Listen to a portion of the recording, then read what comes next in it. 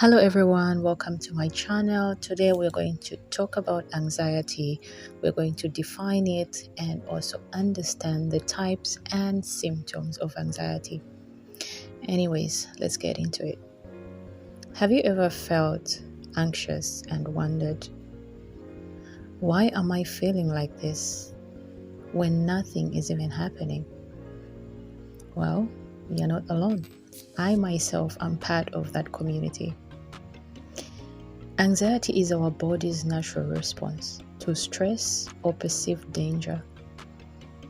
Sometimes it's a feeling of fear, it's a feeling of worry and uneasiness that can show up when we believe something might go wrong. And here's something important. Anxiety itself isn't always bad. A little anxiety can actually help us prepare, pay attention, and respond to situations that require us to be alert. The problem is when anxiety becomes excessive, it becomes persistent and starts interfering with our everyday lives. Well, so let's talk about some common types of anxiety. Firstly, I would say the first type of anxiety is generalized anxiety. This can look like constantly worrying about different areas of life, different areas of work, money, relationships, health, the future, or even everyday situations. You might find yourself thinking about one problem after another, even when things are actually okay. That is generalized anxiety. The second type of anxiety is social anxiety. This is something many people experience. You may become extremely worried about being judged, embarrassed, rejected, or doing something wrong around other people. You might reply conversations afterward and wonder, did I sound stupid? Or did they notice something about me? Or did they notice that I was shy? That is social anxiety. Everything to do with the social aspect that makes you uncomfortable to express yourself, that falls under social anxiety. Third type of anxiety, I would say, is when you have panic attacks and also panic disorders, whereby a panic attack can come on suddenly and you feel incredibly intense. Your heart may race, you have some palpitations, you might feel some shortness of breath, dizziness, shakiness, and sweaty palms, or even sweaty overall.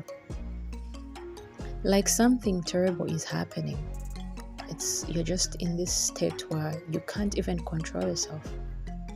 Because the physical sensations can be so strong, some people become afraid of having another panic attack. Number 4, I would class it as phobias.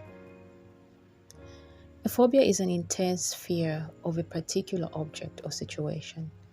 It could be animals, heights, flying, needles, enclosed spaces, or many other things. The fear can become strong enough that a person starts avoiding the thing they are afraid of.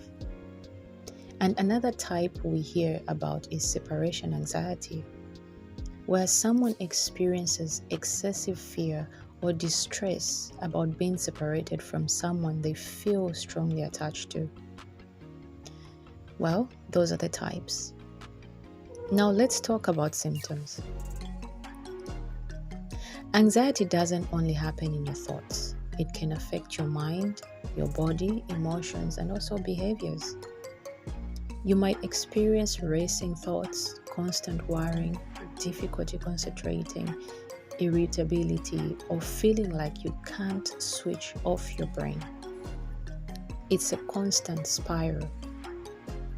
Physically, anxiety can affect you by causing things like a racing heartbeat, sweating, trembling, muscle tensions, stomach discomfort, dizziness, headaches, or changes in sleep. You can't just go to sleep.